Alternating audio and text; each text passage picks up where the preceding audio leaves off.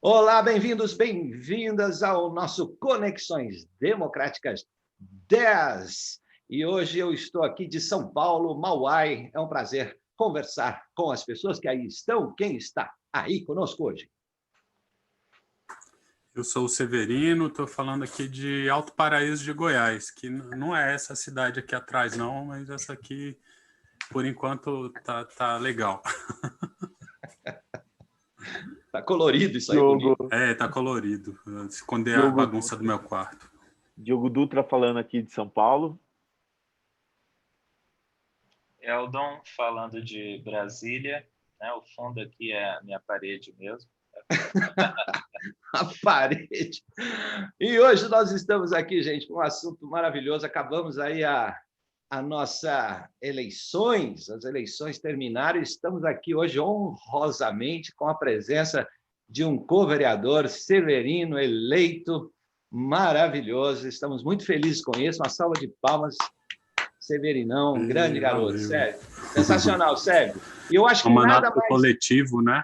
Mandato coletivo pela cidade de...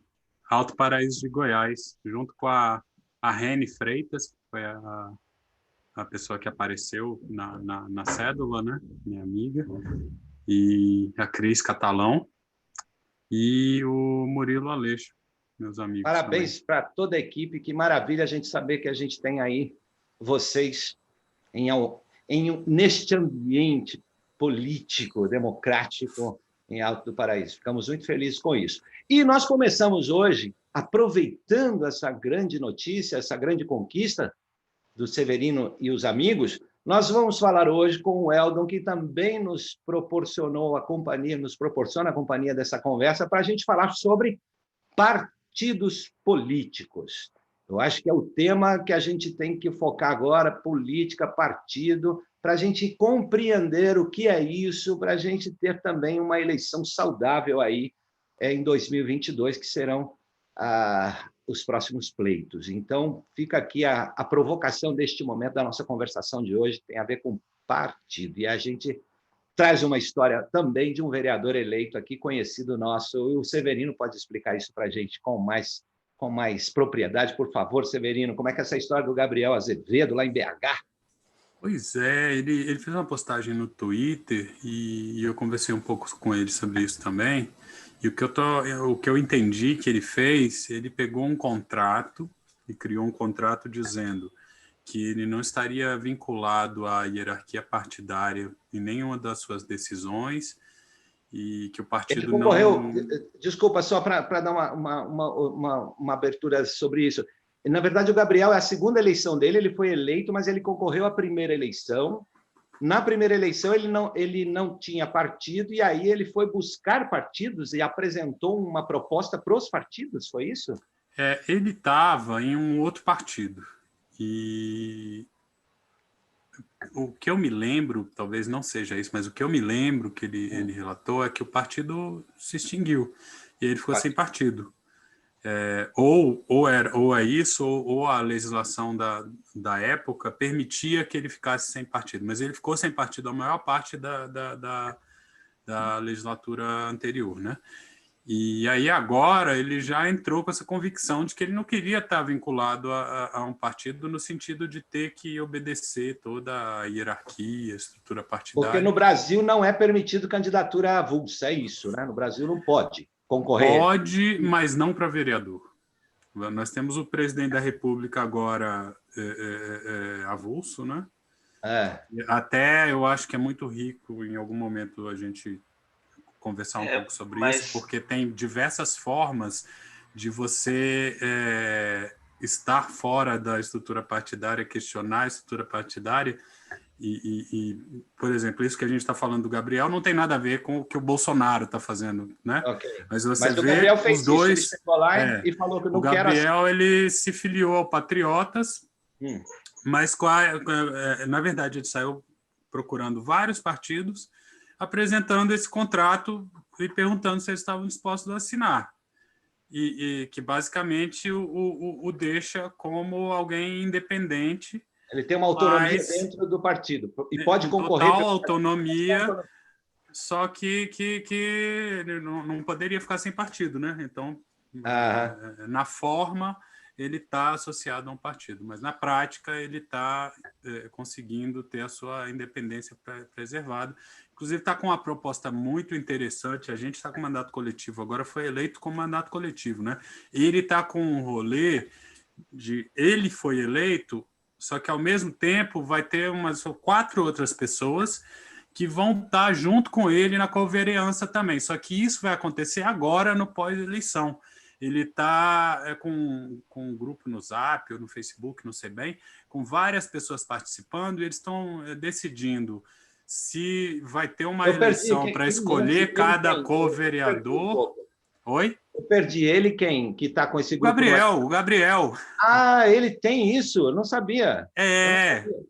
Você pediu para falar dele, eu resolvi não falar só dessa questão da partidária. Eu acho que vale a gente convidá-lo para trocar essa ideia com a gente. Ótimo. Então ele também está em uma melhor do que ele para explicar tudo isso, né? Mas ele também está com essa pegada de mandato compartilhado. Não é bem um mandato coletivo, porque ele se colocou como Gabriel Azevedo na eleição, né? Entendi. Só que já com essa proposta de compartilhar depois da eleição esse mandato com outras pessoas. Ok. E aí já está em diálogo, em conversação com essas pessoas, e aí, pelo que eu entendi da proposta até agora, tem várias regiões administrativas em BH, vai ter umas 4 outras pessoas, cada uma responsável por uma região dessas, e aí eles estavam conversando sobre o mandato também, que para ter mais gente inclusa, na verdade, cada uma dessas outras pessoas vai ficar com um mandato de 1 ano, que aí,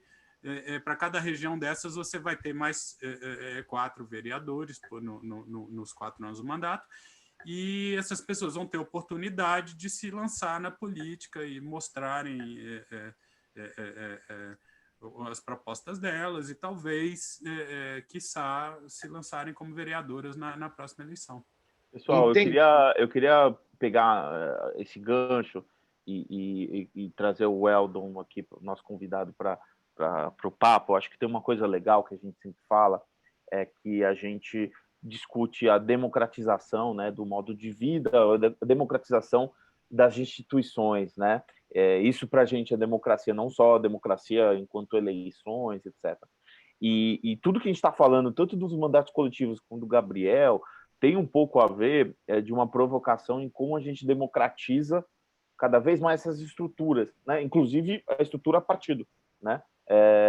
O fato de ter um mandato avulso, né? Isso democratiza esse processo. E eu acho que o Weldon tem tido uma história recente, se ele puder comentar aqui com a gente, tanto por uma vontade própria, né? Quanto por uma percepção de sociedade no momento, que o fez estudar um pouco mais o assunto, ir atrás, etc. E, eventualmente, até, sei lá, né, pensar falou, poxa, vamos pensar numa nova legenda que tenha outras bases e estruturas. Então, se o Eldo puder trazer um pouco esse elemento para a nossa conversa, aí eu acho legal depois a gente falar sobre essa estrutura partido. O que a gente acha que ele é interessante, aonde tem suas limitações, aonde que isso faz sentido hoje para a política e aonde, eventualmente, limita as coisas. Eu vou convidar o Eldon aí para comentar um pouco. Legal, vamos lá, vamos explorar isso. Bacana, Eldon. Manda ver, queridão. Conta para nós aí.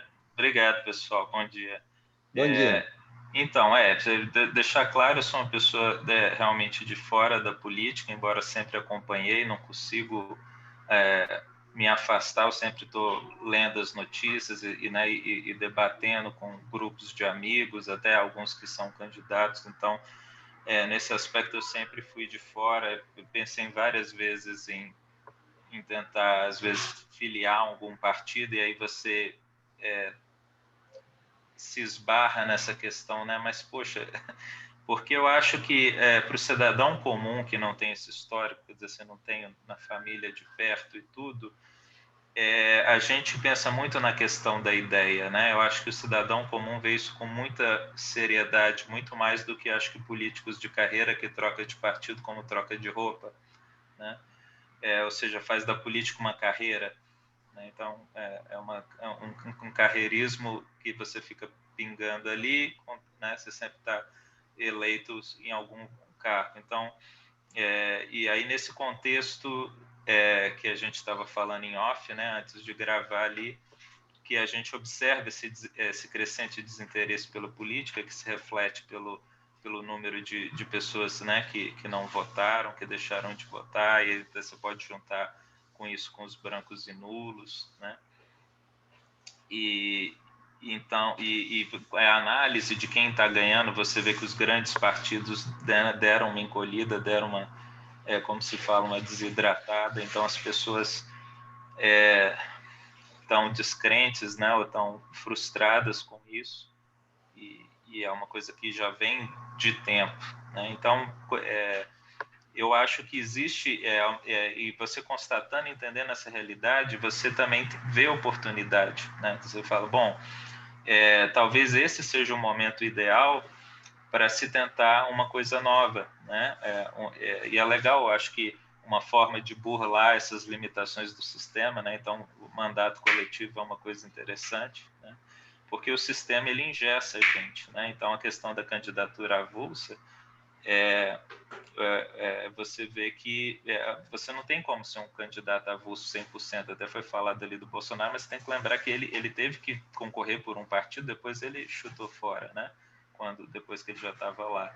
E assim acontece né, nas várias esferas políticas.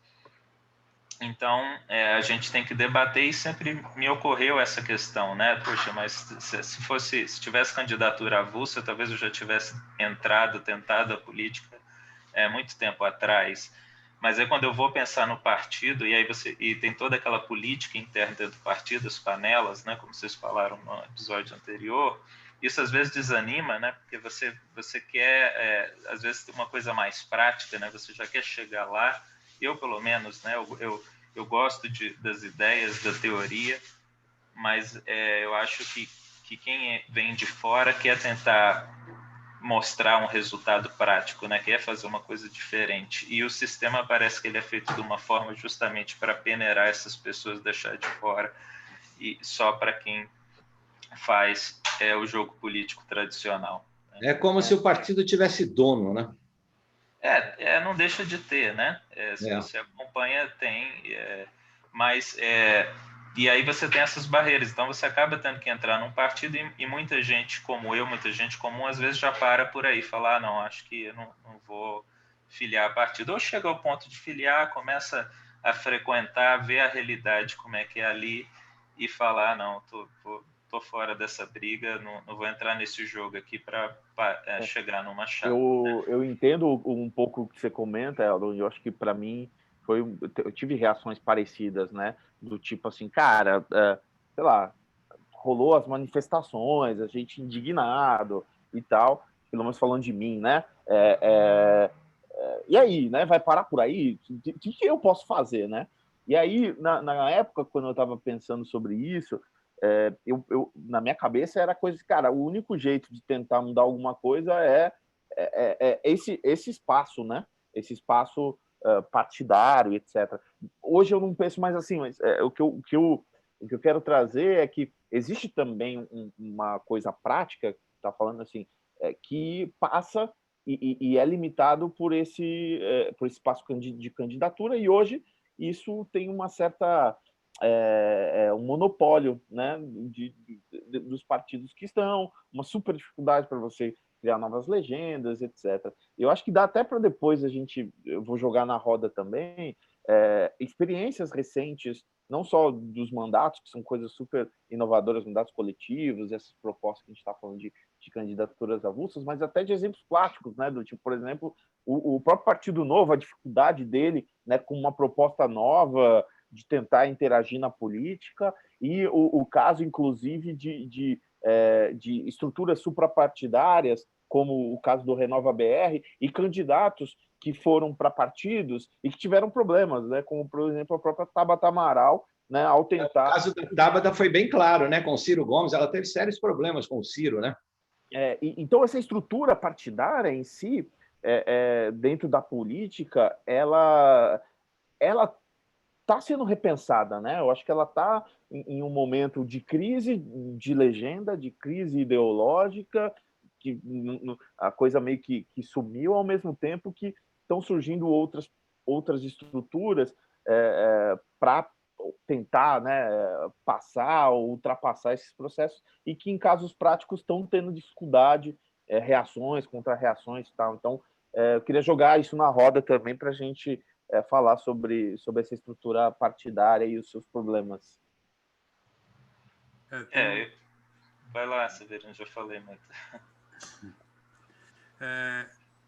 Tem uma questão aqui do que o Eldon trouxe, por exemplo, presidente, prefeito, governador, essa galera aí pode se candidatar por um partido, precisa estar associado a um partido, mas depois, se quiser se desfiliar e ficar sem partido durante o resto do mandato, pode. Ah, é? Vereador não pode. Vereador tem que estar filiado ao partido o tempo todo. A nossa candidata oficial, a Rene, por exemplo, ela tem que se manter na rede de sustentabilidade, que é o partido pelo qual a gente se elegeu. Eu não conheço a fundo ainda a questão da estrutura da rede. Então, eu também me filiei à rede. Talvez qualquer um de nós quatro poderia ter sido o candidato oficial, né? Nós decidimos quem ia ser esse candidato oficial logo antes do início da campanha. Então, estamos os quatro filiados ainda à rede de sustentabilidade. Eu quero aproveitar essa experiência, essa janela de experiência agora, e compreendendo por dentro quais são as limitações desse partido específico. Porque estrutura partidária a gente já sabe, funciona mais ou menos como o Eldon falou, que os partidos têm dono, como vocês falaram também, os partidos têm dono, é uma cadeia de comando em controle, um zigurate, uma pirâmide, né? E as pessoas só têm o acesso delas limitado dentro dessa estrutura. E basicamente, tem isso do cidadão comum que está fora e quer fazer alguma coisa, quer participar da política do país e acaba sendo coagido a entrar numa estrutura dessas. E, basicamente, se você quer trazer a mudança, você provavelmente vai ficar de fora, porque esses caciques, essas caciquias, não vão te permitir fazer isso aí. Basta a gente ver esse assunto reforma política que está sendo discutido desde do governo Fernando Henrique. Os caras estão falando de reforma política, e você, timidamente, você vê algum tipo de reforma aconteceu, mas basicamente a coisa se mantém muito parecida com o que vinha sendo. Então, como é que a gente consegue mudar essa estrutura? Não sei, mas eu acho que é muito importante a gente observar de dentro e ver até que ponto, como é que é, e trazer essa experiência para outras pessoas. Uma outra questão talvez a pessoa comum que entra, nós cidadãos que entramos nessa estrutura, de repente olha ali e você quer fazer essa mudança e não consegue, aí você acaba saindo. Esse é um caminho. Mas acontece também para muita gente de se conformar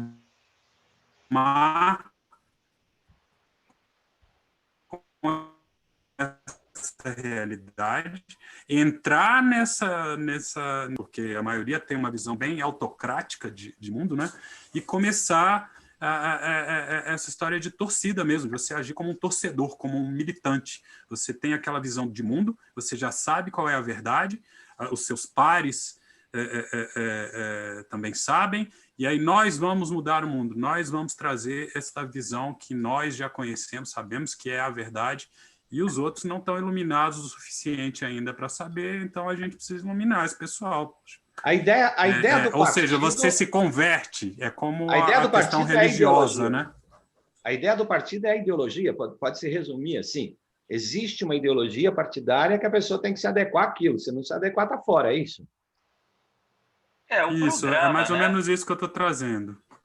Uma das nuances, um dos vieses, né? Ou seja, às vezes você se converte, você vê, cara, claramente a questão do bolsonarismo, essa história de fake news os caras construíram uma realidade paralela. Você vai conversar com um parente seu, com um amigo que está convertido a isso aí, as pessoas perguntam onde que você está lendo o que você está falando, tipo, se você fala da rachadinha, da família, não sei o quê, onde que você está lendo isso? Só pode ser na grande mídia, que não sei o quê. Tem fatos paralelos, tem uma realidade paralela que foi construída, essas pessoas não...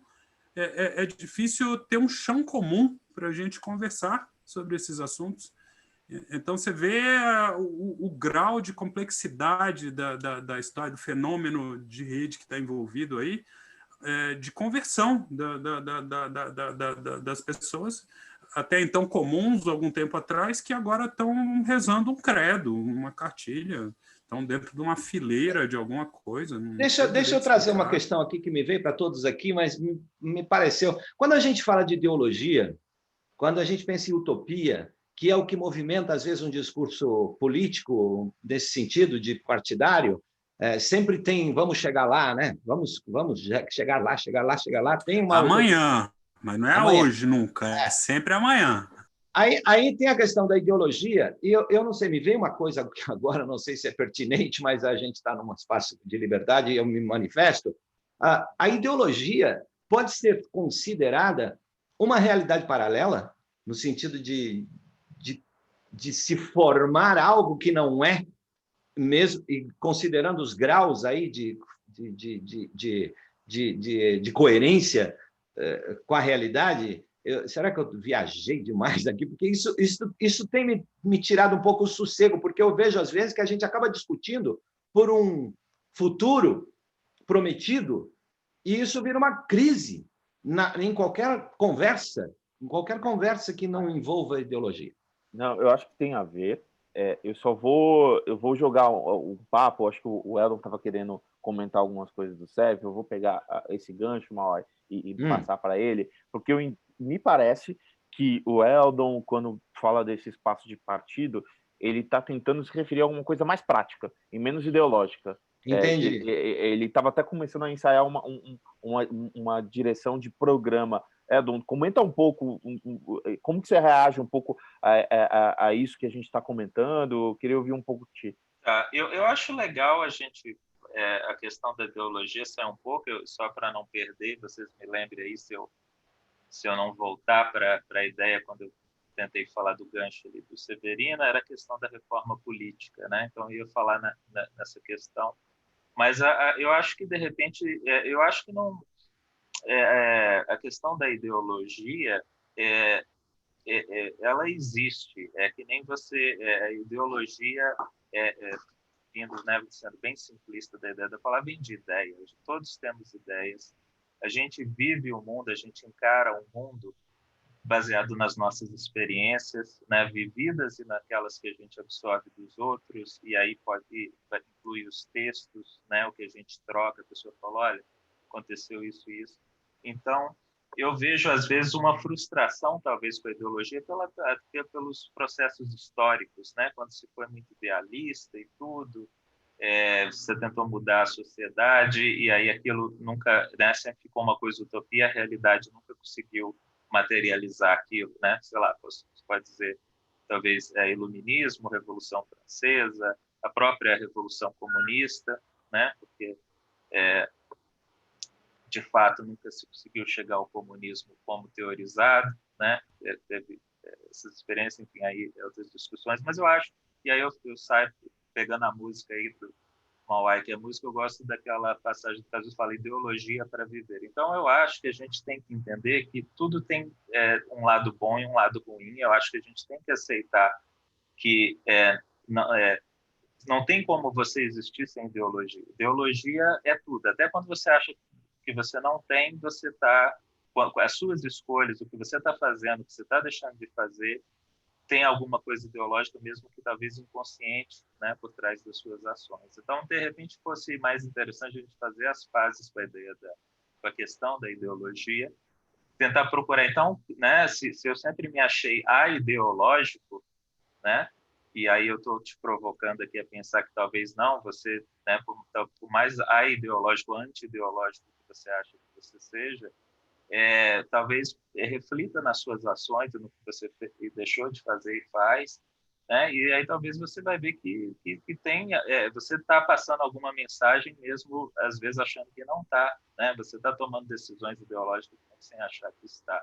E talvez se você começa a pensar isso de uma forma consciente, aí você começa a mudar seus hábitos e comportamentos para se alinhar, então, com aquilo. Você fala, realmente, então eu acho que eu tenho que ajustar a minha conduta aquilo.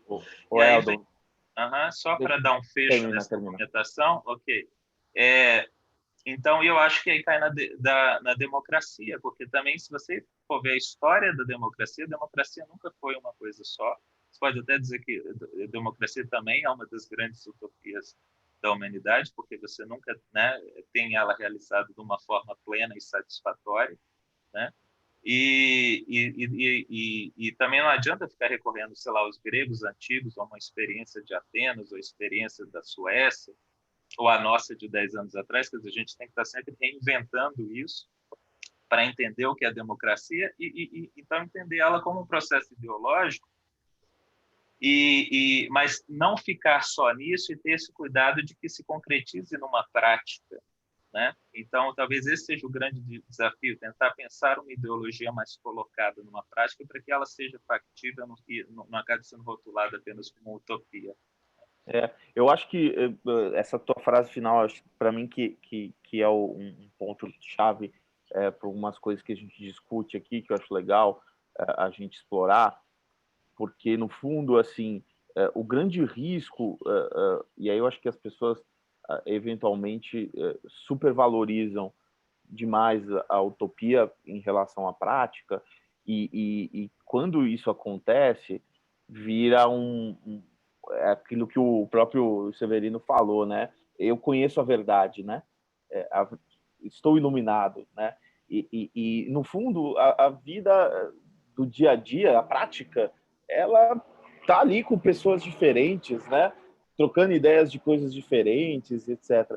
Então, quando esse sonho de sociedade melhor ele impede a gente de conversar e de negociar coisas do dia a dia, a gente está deixando de fazer política e, consequentemente, deixando a democracia de lado para ir para um outro lugar, né, que é mais centralizador, que é mais direcionador e que não inclui as diferentes formas de pensamento. Então, acho que é daí que o Mauai, quando ele traz o problema da ideologia, não é um fato de desumanizar o sonho das pessoas, né? Mas é um lugar que pode ser perigoso se ele for mais valorizado do que a troca, né? E aí eu acho que entra no tema dos partidos, porque eu acho que durante muito tempo a gente entendeu política como isso, né? A gente entendeu que a política era feita por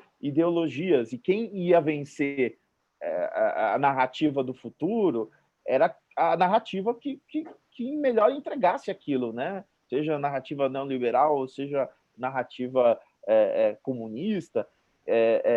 E esse conflito, né? Assim, o meu partido, eu não falo com neoliberal, eu não falo com comunista, eu não falo, e isso impede que as coisas práticas do governo, do dia a dia, aconteçam. A gente sempre falava sobre isso, falou, pô, mas, sei lá, a oposição é sempre oposição, até quando tem uma lei legal para ser feita, que precisa ser feito, só é oposição porque é contra o outro cara.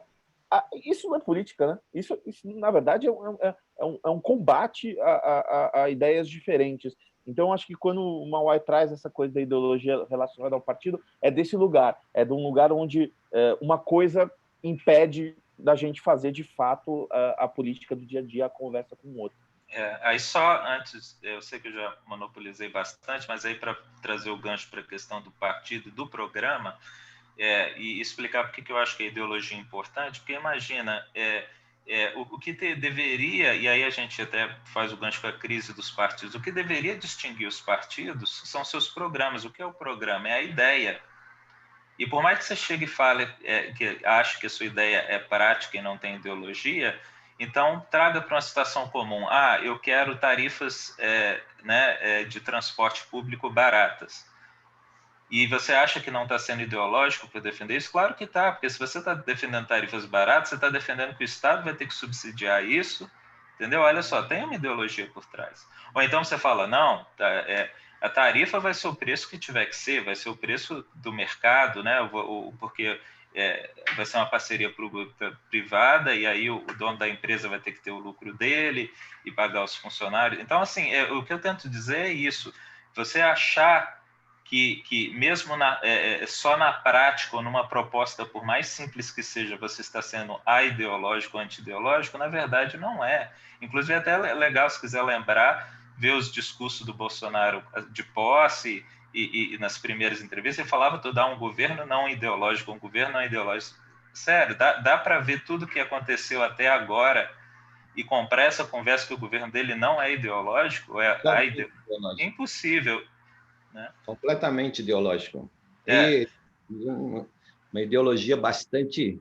Então, era melhor ser honesto, né? Então, eu acho que é isso. Você tem, primeiro, você tem que refletir como pessoa, indivíduo, pensar quais são as minhas ideologias, né? Quando eu escolho, né? Eu vou votar nesse cara que defende as tarifas subsidiadas, então, ou no cara que, não, a tarifa vai ser determinada pela lei do mercado, né?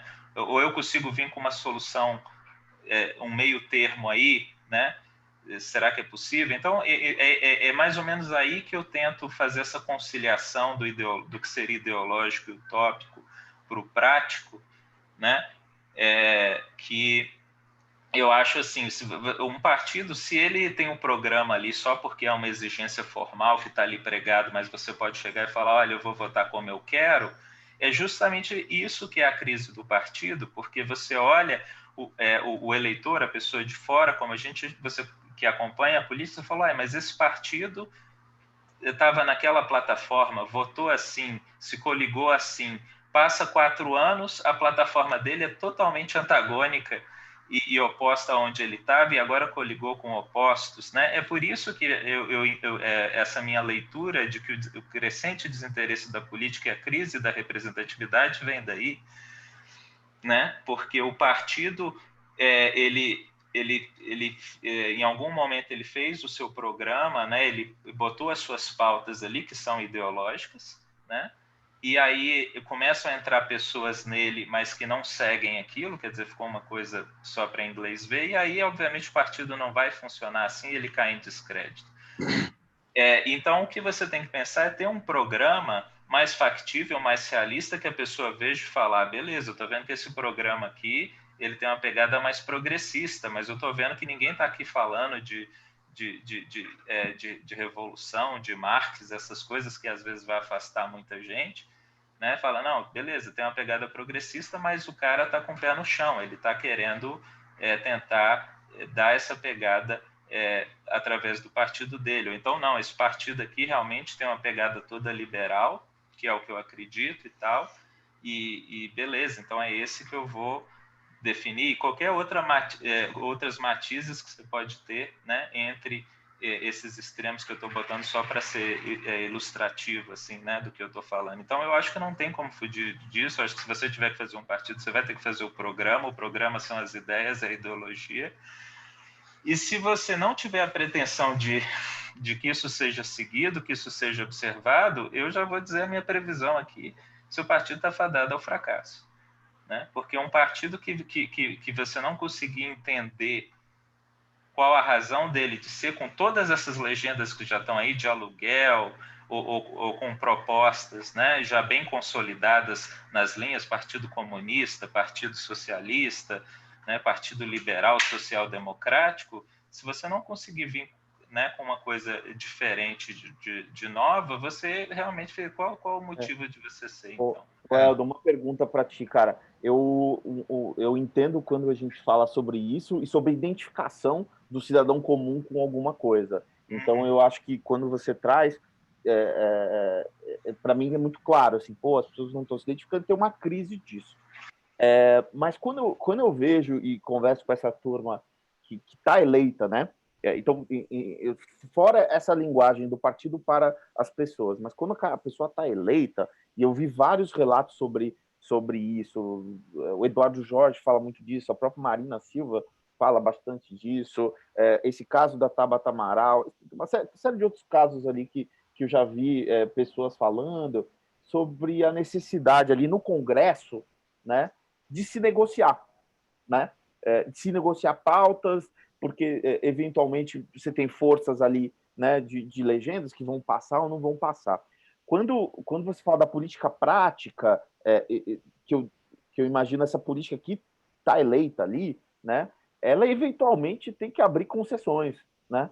E você acaba falando, cara, o que é melhor? Eu abrir mão disso ou abrir mão daquilo em relação ao que eu acredito ou ao que está no meu programa partidário? E você toma uma decisão. Só que a plateia, que é os seus eleitores ou as pessoas que estão vendo, podem interpretar de outro jeito. Pode falar, pô, o cara abriu a mão demais, o cara, né, se sujou, né, tá perdendo o caráter do partido, né, esse cara tá fora. Como que você enxerga isso, cara? Porque, no fundo, ali dentro existe uma prática no Congresso ou nas câmaras que você não tem muito jeito, você tem que negociar com o diferente, né? Por isso.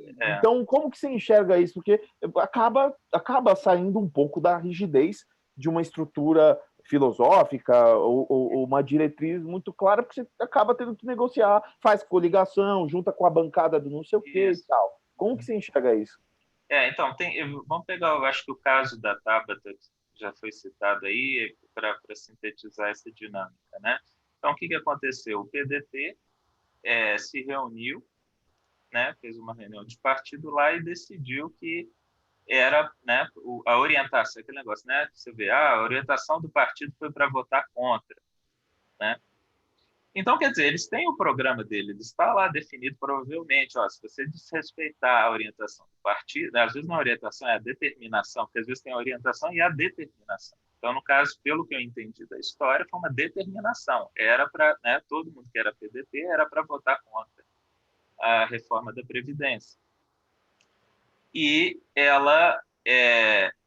E aí, se você vê a desculpa, a justificativa dela foi justamente essa. Ela falou, gente, na prática, no que estava sendo votado ali, se você pegar o projeto original que começou a ser discutido, o quanto que ele evoluiu justamente com essas, né, dinâmicas que acontecem ali dentro, quer dizer, os partidos mais à esquerda puxou, criticou, aí direita, centro, né, esses vetores, esses cabos de guerra, andou. Né? Então, vamos dizer, numa perspectiva progressista de esquerda, você diria assim, olha, não está tão ruim quanto poderia ter sido. E foi mais ou menos isso que ela justificou. Né? Olha, eu acabei votando a favor porque eu vi que o projeto ele evoluiu, né? E aí o que eu falei, essa evolução vai depender da sua ideologia em relação a isso. Quer dizer, se você achar que era ruim, que nem devia passar, ok, mas, quer dizer, foi menos pior. E essa foi a opção dela. E aí criou toda aquela celeuma com o partido, porque então aí a gente também tem que entender, né, a questão das leis e das regras. Então é isso que eu falei. O partido ele tem que ter essa norma. Se for uma determinação ela desrespeitou, eu acho que ela tem que ser punida mesmo. Ela estava ciente do que ela fez. Se é possível tomar a punição, discutir, fazer as pazes, continuar no partido, ótimo. Se não, parte para outra. E é isso que eu acho que vem a questão também da candidatura avulsa. Pessoas que não querem fazer parte desse sistema, que querem tentar se aventurar, ser uma coisa independente, e eu acho que elas deveriam ter o direito de tentar isso. Então, talvez o caso da Tabata e de tantos outros fossem candidatos que teriam um perfil mais para serem independentes, né, do que pertencerem a um partido. Então, assim, o que eu estou querendo dizer, eu entendo os dois lados, eu acho que o partido tem que ter mesmo esse direito, esse poder de orientar e determinar, e a pessoa que está lá não pode dizer que não sabia, né, ou deveria saber no que assinou, do que está fazendo parte, e arcar com as consequências, né?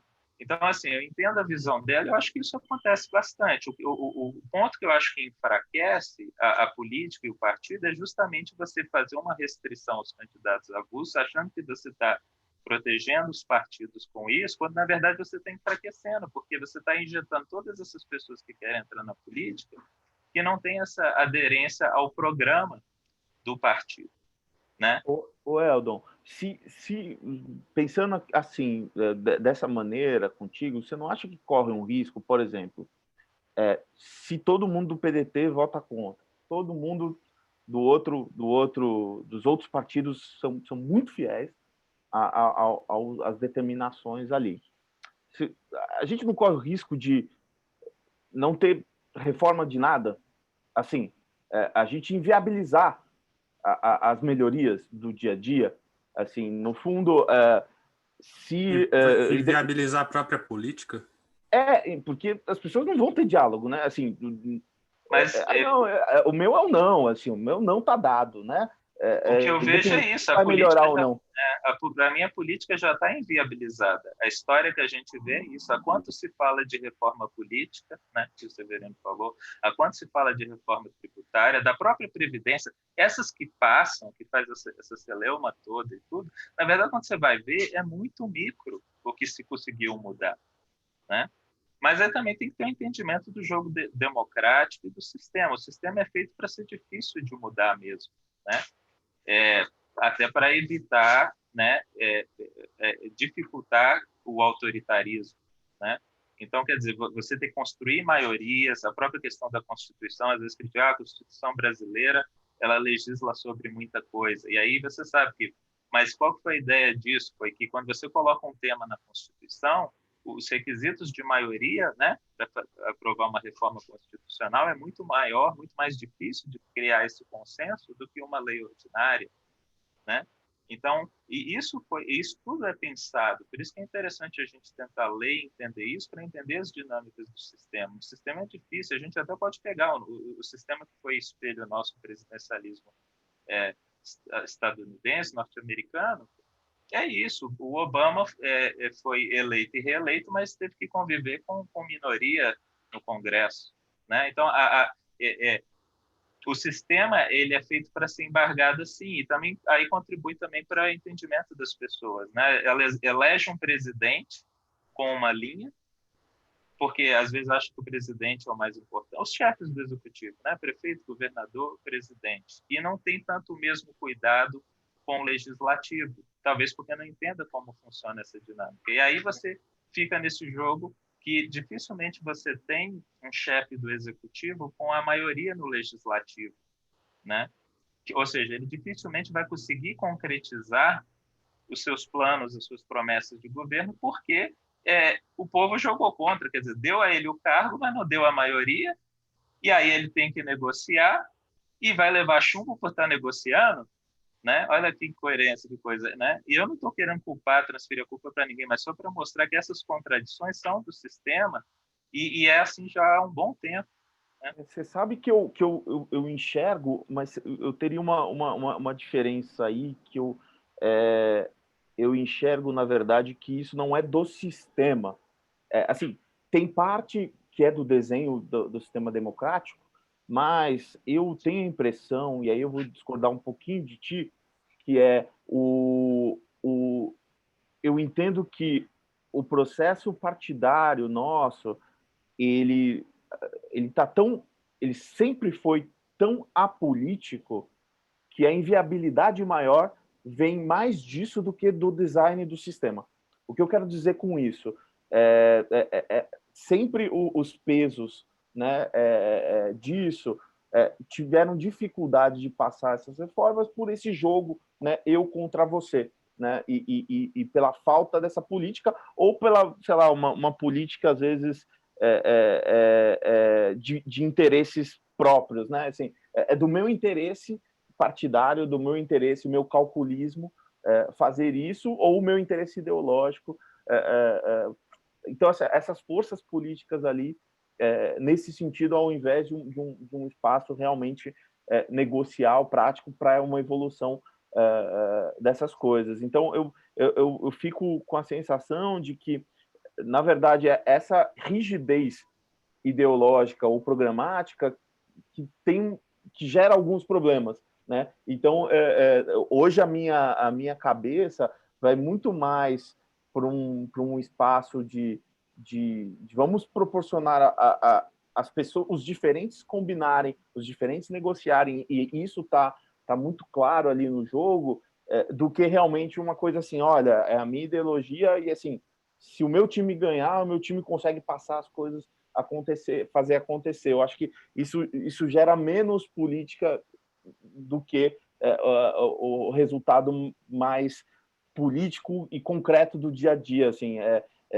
eu vejo com alguns problemas quando a gente entra para uma estrutura muito rígida de ideologia. Eu tenho essa impressão também. A minha impressão, claro que eu acho que cabe aqui uma separação entre essa questão do Estado, do mercado e da sociedade, e também destacar o fato de que o entendimento da política como eleição gera esta competição, né? Essa competição e essa torcida. E também o fato, por exemplo, de não se coadunar, não concordar com algo dentro do partido, gera a excomunhão, o cara é excomungado.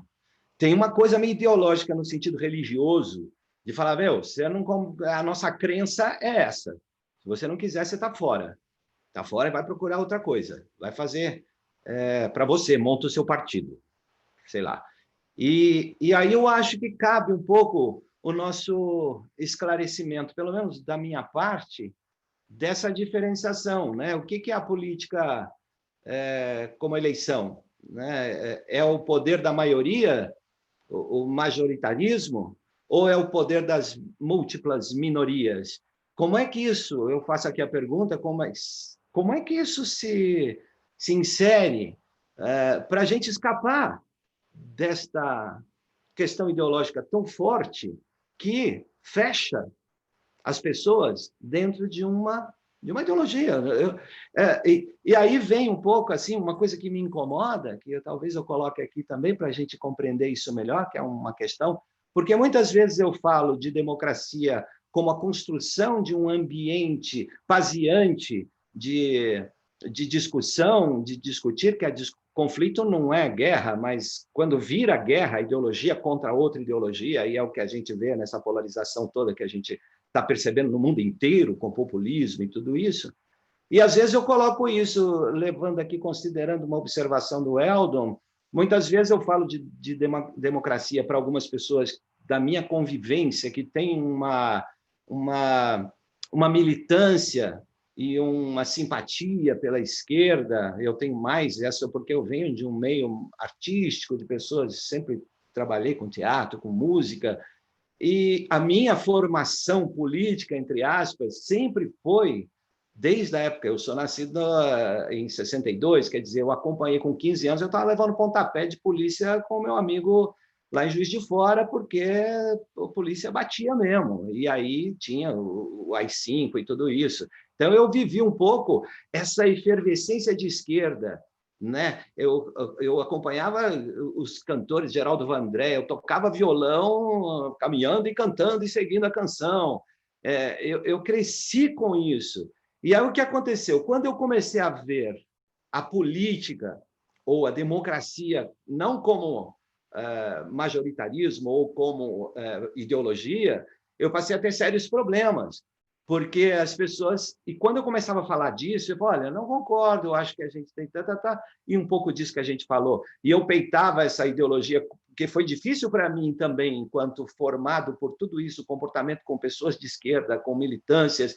E quando eu comecei a perceber comigo, tá? Não estou criticando, cada um tem a sua ideologia, mas quando esse verso ideologia, eu quero uma para viver, já não passou a fazer sentido para mim, eu comecei a ter problema sério, porque eu começava a falar disso, as pessoas, mas você tem que ter um lado, você tem que ter um lado, você está em cima do muro, você é um isentão. Quando começou a fazer sentido para mim, eu comecei a sofrer, porque eu perdi o pertencimento. Eu passei a não pertencer mais a esse grupo que pensava desse jeito. E ainda hoje, eu sofro porque a minha rede é formada por pessoas assim, não totalmente, mas pessoas assim que eu digo, não pejorativamente, mas com essa... E eu comecei a ver, aí eu comecei a entender a política, mercado, política e sociedade democrática. A democratização, aí quando entra o mandato coletivo, quando entra o mandato compartilhado, a gente começa a perceber que há uma abertura para a construção de ambientes não partidarizados, como comando e controle, como estava acontecendo no Novo. Nós tivemos essa experiência. O Novo, de certa maneira, tinha uma ideia, e aí a linha da direita, não vou falar quem que é, a direita mais extrema falou, pô, não cabe, aí quiseram. Então, quer dizer, esse domínio, esse comando e esse controle ideológico que existe como crença e como excomungar quem não é do pensamento, isso me incomoda do ponto de vista partidário. Mas eu compreendo que o sistema, nesse sentido, seria isso, quer dizer, nós temos uma democracia que elege, e para eleger você precisa ter uma narrativa, e essa narrativa precisa conduzir esse pensamento para motivar essas pessoas para esse discurso, e esse discurso é a ação, e esse discurso é a retórica. Às vezes é só retórica, mas a retórica também ela é ação. Então, neste ambiente, eu me exponho aqui para perceber que eu estou muito mais tranquilo hoje nesta conversação do que estaria se estivesse num ambiente ideologizado politicamente, como eu estou neste ambiente falar, poxa, é assim que eu sinto, é assim que eu ajo, mas eu quero entender também, contribuir para essa conversação que a gente traz aqui, porque não mudar de ideia, não ter outra opção, e se caso eu tenha dentro de um partido, eu coloco e eu vou ser excomungado, mas é o sistema, é assim que funciona? É assim que funciona. Pelo menos agora a gente está vendo que é assim que funciona, né? Talvez essa reflexão tenha nos trazido para isso, né? É democrático? E o que é ser democrático? Democrático é ser ideologia. A democracia é uma ideologia? Deixa eu pegar um pouco a bola aqui, então. Eu acho que tem uma... A gente tem um mundo infinito, né? O mundo ao nosso redor é infinito de possibilidades. Mas na hora que eu vou condensar essa infinitude para tentar me comunicar, eu uso palavras. As palavras, elas são falhas, elas são limitadas por natureza. Elas não dão conta de abarcar toda a complexidade envolvida no que esse organismo está sentindo e pensando. Sim. Então, por exemplo, quando eu falo em ideologia, o Mauai está falando em ideologia, eu acho que existe um contexto muito específico relacionado com isso, que é essa questão mais dogmática mesmo, dos grupos que se dogmatizam ao redor de ideias engessadas e não estão dispostos a abrir mão dessas ideias. Funciona mais ou menos como uma igreja. Uma boa parte dessas religiões organizadas, igrejas, são os igurates, né? São cadeias de pirâmides organizadas de uma forma centralizada. Na verdade, como é que é descentralizada a hierarquia, né? São hierarquias, ou seja, você tem vários centros que levam até o chefão, mas sempre tem um hierarca entre o chefão e quem é o comandado de baixo, ou seja, você precisa do intermediário. Na questão da religião, por exemplo, se criou um intermediário entre você e o sagrado que é você, entre você e o divino. Se criou o sacerdote e, com isso, se criou essa separação que não existe, não existe. Não tem alguém que vai ser treinado para te conectar com o universo. E você estaria desconectado, sabe? Então, o hierarca, num sentido mais primal, mais antigo, assim, a ideia está muito relacionada com isso. E a hierarquia, você tem essa criação desses substratos, dessas camadas intermediárias, que impedem as pessoas de conversar umas com as outras. Se você pegar uma rede distribuída, todo mundo tem acesso a conversar com todo mundo. Se você pegar com um partido, não. Os dirigentes eles estão bem mais isolados da militância. E isso tem uma razão, tem um motivo de ser, que é para manter esse poder estrutural. Então, você tem um tipo de estrutura guerreira ali. Então, quando a gente fala da estrutura partidária tradicional, não tem muito como você sair desse lugar mais de máquina de guerra do jeito que está estruturado. Se você pegar, e assim, em relação à democracia, eu discordo do que... Então, assim, dessa maneira que você colocou, que o Eldon colocou ideologia, eu concordo que tudo é ideologia. Já escutei de várias pessoas essa crítica em relação a quando a gente, o Mauá e outra pessoa, coloca essa questão da ideologia, mas eu acho que é mais uma questão de como a gente cerca, como a gente cria uma membrana ao redor desse conceito, como que a gente conceitualiza para conseguir se fazer entender e dialogar e conversar, né? Como Em interpreta, relação né? à democracia, como que a interpretação acontece, porque a interpretação vem a partir da minha história de vida, com quem eu tenho conversas, e a partir dessas conversas é que o que eu escuto, a energia que está imbuída, uma palavra, ela vai estar de uma forma ou de outra. E eu desconfio que à medida que a gente aqui vai aprofundando conversas, a gente vai descobrindo que essas palavras, significados um pouco diferentes para essas palavras. A gente vai criando uma homeostase em relação a isso. Então, em relação à democracia, para mim, por exemplo, para mim a democracia é a utopia da política. A democracia não é uma utopia onde a gente vai chegar algum dia. A gente, por exemplo, já é uma democracia no Brasil. Agora, se você pega todos os institutos e entidades que medem a democracia ao redor do mundo, como Freedom House, Economist Unity, o VIDEM, da Universidade de Gotemburgo, e vários outros, vocês vão ver que o índice de democratização da nossa sociedade ele vem caindo nos últimos anos. E vem caindo porque existe um processo de autocratização em curso. Continua sendo uma democracia? Continua, mas está caindo rapidamente. Se algo não for feito em relação a isso, daqui a pouco nós estaremos numa autocracia.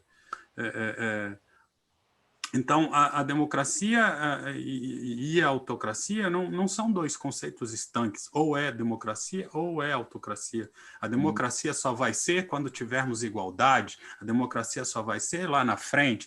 A democracia não foi criada assim na Grécia. Se a gente precisasse de igualdade, se a gente precisasse de todo mundo ter acesso à praça de conversação, provavelmente a democracia nunca teria existido.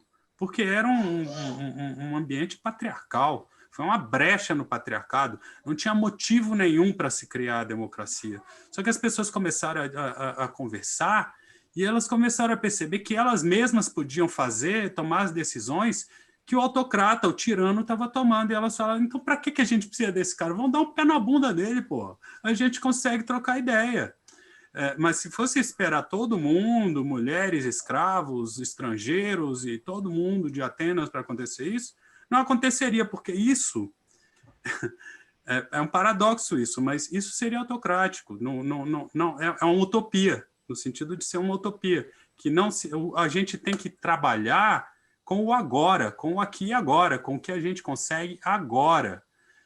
E a partir do momento que se criou esse campo de liberdade, lá as pessoas falam, nossa, é muito mais legal fazer assim do que ter o Pisístrato, a galera ali dizendo o que a gente tem que fazer, né? Não precisamos de um senhor.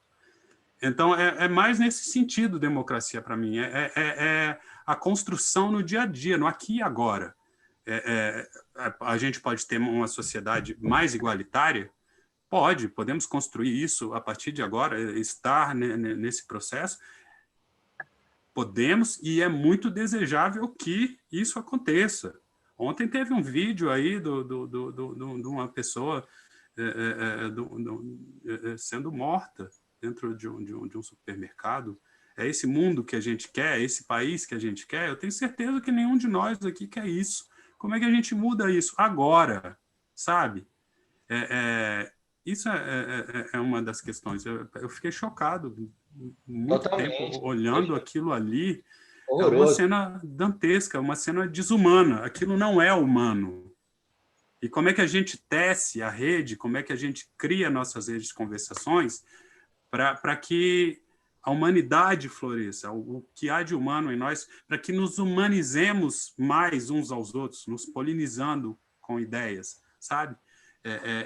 Então, isso é a questão. Como é que a gente democratiza mais a sociedade? Como é que a gente segue caminhando e democratizando a família, democratizando a escola, democratizando as igrejas, democratizando todos esses espaços que não são democráticos. Os partidos. Os próprios partidos. Os partidos. Veja o caso da tema, rede. né? Que é o tema. O nome. Exatamente. Os partidos são máquinas de guerra. Eu tenho agora esse caso da rede, concluindo aqui essa fala que ficou um pouco extensa no fundo. Não, ficou boa. A fala tá bacana.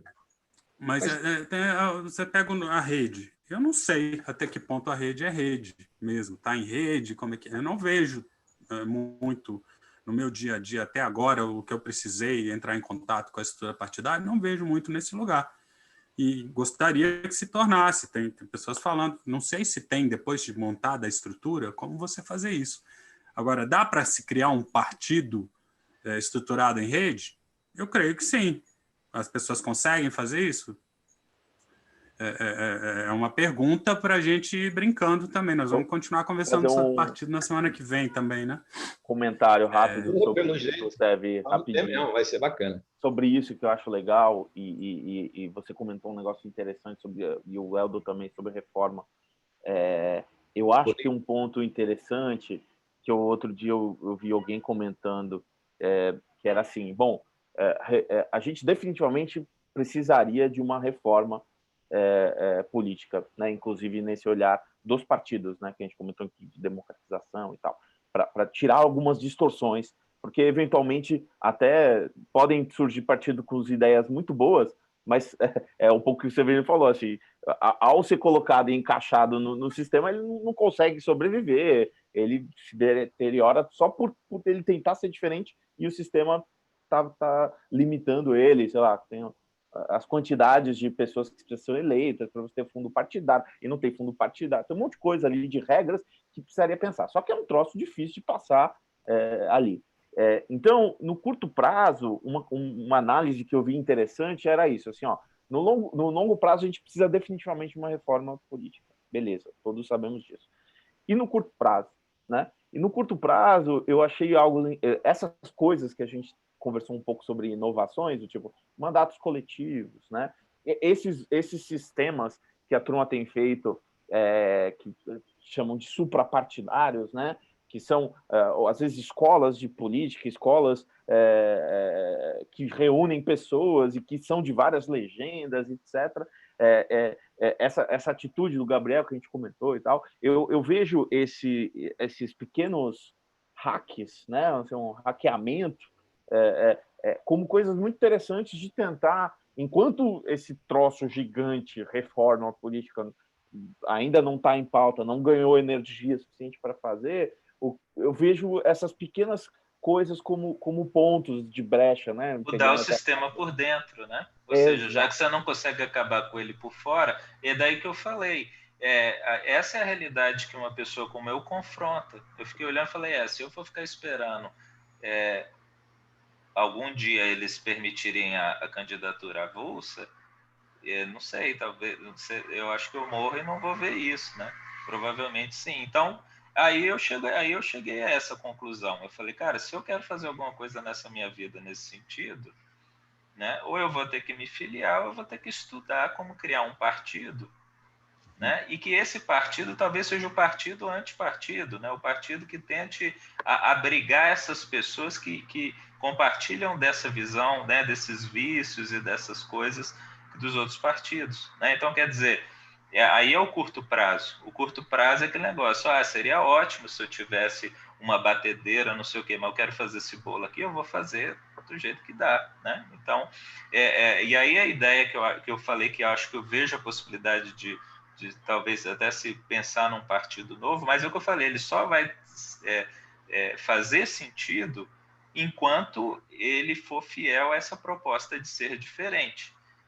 Entende? Aí é por isso que eu quando eu falei lá meio que defendendo a postura do PDT, é o que eu falei, você tem que ter a simpatia de se colocar no lugar de cada um. Eu me coloquei no lugar vamos dizer, do Ciro, né, que representa o partido, me coloquei no lugar... Eu entendo os dois lados. Não tô aqui dizendo quem está mais certo ou errado. Eu entendi os dois lados. O julgamento, para mim, não vem ao caso. Né? Para que julgar? Eu entendi os dois lados.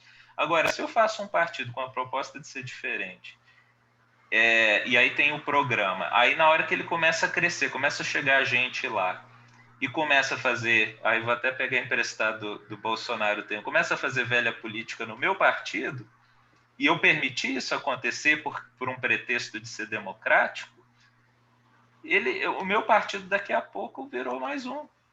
Né? Ele acaba sendo corroído, ele começa a ser apropriado.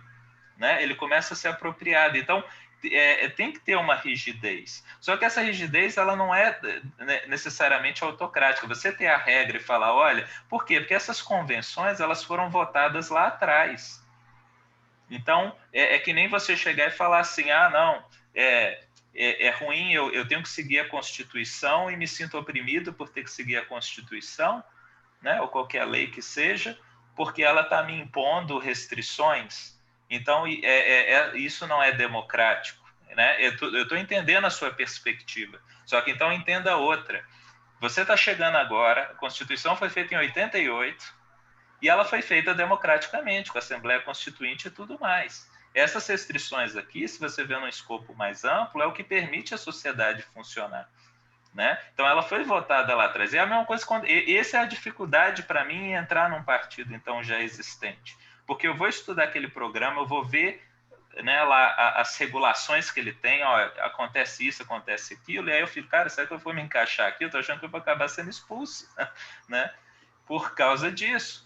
Mas eu não estou culpando o partido por isso, porque é o que eu falei, se você entra nessa lógica e pensa assim, cara, eu vou fazer o meu, se você não, na hora que você fizer o seu programa e a sua proposta, você tem que manter essa certa coerência interna, e essa coerência interna vai implicar isso, olha, a gente vai fechar aqui, e foi o que aconteceu. Então, assim, na minha visão, tudo que o PDT fez foi democrático. Eles fizeram lá a convenção deles e determinaram que era, né, para votar contra a reforma da Previdência. É um partido democrático trabalhista. Então, eles entenderam, quer dizer, então foi democrático. Eu não acho correto dizer, né, pegando esse exemplo como um estudo de caso, vamos dizer assim, dizer, esse é um exemplo de que o partido não é democrático. Foi, porque a norma dele foi votada lá atrás, a Tabata entrou sabendo que essa norma existia, eles fizeram uma convenção e foi votado que a determinação não era para votar. A Tabata, sabia das consequências. Desculpa, só interromper. A Tabata não fez a carta do Gabriel Azevedo, não exigiu... Não tinha um amparo legal, né? Não tinha um amparo legal. Né? Mas é o que eu falei, eu acho muito legal o lado dela, porque ela falou, eu vou tomar minha posição e vou sofrer os golpes. E isso provocou uma discussão dentro do partido que, em tese, era para ela ter sido expulsa e ela não foi. Né? Então, você vê que ela conseguiu, né, de uma forma ali, provocar uma reflexão dentro do partido, um negócio tudo. Então, assim, isso uma metabolização. Então, assim, esse exemplo eu acho que ele não é o melhor para ilustrar uma possível inflexibilidade do partido. O que eu acho que acontece é no jogo lá antes de você se tornar um candidato viável, antes de você chegar lá. E aí o caso do Mauá e do Novo. Eu acompanhei, eu tive um amigo que foi muito entusiasta do Novo no início, me chamou para as reuniões aqui de Brasília para acompanhar. Eu acabei não indo porque eu já tinha um pé atrás do Novo, assim, sei lá, alguns nomes, eu fiquei assim, não sei. E aí falei, vou acompanhar, não tenho necessidade, né? Eu não sou muito de pular sempre nas primeiras ondas das coisas, né? Então, até aparelho, eu não compro aparelho quando sai, eu espero sair o revisado para não dar muito pau. Então... eu fiquei acompanhando o Novo e a minha visão, né, de quem acompanhou de fora foi que isso, o Novo ele teve umas ideias legais no que foi construído, mas o que acabou, até, né, por essa preponderância ali na visão liberal dele, ele acabou sendo apropriado pelo quê? Pela galera, os empresários, a galera com dinheiro, né? E tudo certo, se é isso. Né? Eu não vou dizer que não foi democrático também, eu falei, foi o jogo ali dentro que levou a isso. Agora, eu acho que, né, pelo menos no foco que eu estou trazendo a discussão, é o seguinte, a nossa política não nos dá alternativa. Você quer entrar na vida política, você tem que entrar pelo partido. A questão é essa, a candidatura avulsa não seria um escape para isso? Não seria um contraponto? Né? Ó, porque aí, né? Eu acho que aí seria a questão, né? Ou- De eu se acho pensar. assim. Tem Alô? Oi, fala, Mauai. Não, eu acho o seguinte, nós estamos com 1h01, eu tenho a sala marcada até 12h30, e para a gente não ter queda do programa aí, da nossa conversa, acredito que o assunto está muito gostoso, muito efervescente, muito rico. Talvez a gente pudesse deixar, então, finalizar um pouco para ir para o gancho para o próximo programa, porque eu acho que tem tanta coisa aqui legal para a gente poder falar e trazer mais gente, e fica essa sugestão, tá? Porque senão a gente vai começar a ficar um pouco... Eu vou ficar incomodado porque está batendo a hora, vai entrar alguém, vai Eu cair. tô com as crianças aqui também, já minha carruagem está virando abóbora já. Isso, tá? Então, vamos aí, só o Diogão, faz aí uma finalização, o Eldon também faz assim as considerações finais, e a gente deixa o gancho para o próximo programa, que eu acho que é legal. Eu já fiz. Essa minha exposição já foi as minhas finais, eu não tenho nada a acrescentar, não. Beleza, obrigado, então. Diogão, manda ver. Não, acho que foi um papo muito legal, acho que ele acaba, assim, indo além do só a fala do partido, então a gente navegou em outros espaços, então foi muito interessante, porque é um assunto complexo mesmo. Acho muito interessante quando a gente fala da estrutura partido e dos problemas dela, dos limites dela, tanto de curto prazo quanto de longo prazo. E só para complementar um lance interessante e tentar encerrar, convidar as pessoas também a investigarem isso, em outros países existem algumas experiências de não partidos, né? Que são bem interessantes também, assim, são estruturas que se propõem a ser partido, mas na estrutura não são. Então, é bem interessante estudar isso, e eu acho que o que me conecta muito a essa nossa conversa de hoje é esse sistema que parece não fluir, e quais são as inovações que a gente pode trazer, quais são as formas de hackear o sistema que a gente consegue propor para mudar, né? No fundo, existem coisas ali que não estão tornando a política de um jeito bom de ser, o mais humano de ser, igual o Severino comentou, e que, no fundo, eu acho que é essa angústia que nos faz tentar pensar e entrar nesse debate. Então, acho que a gente vai, no próximo programa, trazer mais pessoas, incluir nessa conversa, fazer um papo parte 2 aí, sobre partido, porque é uma estrutura muito interessante para a gente entender aonde estão os problemas, onde estão as limitações e o que eventualmente é possível ser feito. Severino, meu querido, por favor. Como que a gente hackeia isso? Tem um Nosso livro aqui de um amigo eleito, nosso que não vou conseguir mostrar desse jeito aqui. Deixa eu ver. Opa. Dá para ver aí o nome? Coloca na tua frente. Coloca na tua frente. Aí. O novo partido. Esse é o livro, acho que é interessante para a gente conversar um pouco de um amigo nosso, Augusto de Franco, foi escrito uns 30 anos atrás, e tem várias questões que estão nesse livro aqui que são bem atuais, por isso que e é Creative Commons, né? É só procurar o nome do livro aí, acho que a gente pode até botar na descrição do vídeo, né? O link para o livro, para o PDF, eu acho que pode enriquecer nossa conversa, nosso debate para a semana que vem. Maravilha. E curti bastante, gostei bastante de escutar o Eldon também, a gente pensa diferente em várias questões, Eldon. a gente troca ideia e tem um tempo. Aí pela oportunidade. Foi muito rico. Legal, muito terminamos bom então. Terminamos com Cazuza. O meu partido é um coração partido? Ou ideologia, eu quero uma para viver? Ou não quero. Ou não quero uma para viver. Segundo o programa, o Conexões Democráticas vem para nova conversação sobre essas questões tão importantes para o nosso dia a dia, para a nossa utopia e para as utopias. Bora! Fica aí. Valeu, gente. Abraço, gente. Valeu. Tchau, tchau. Até.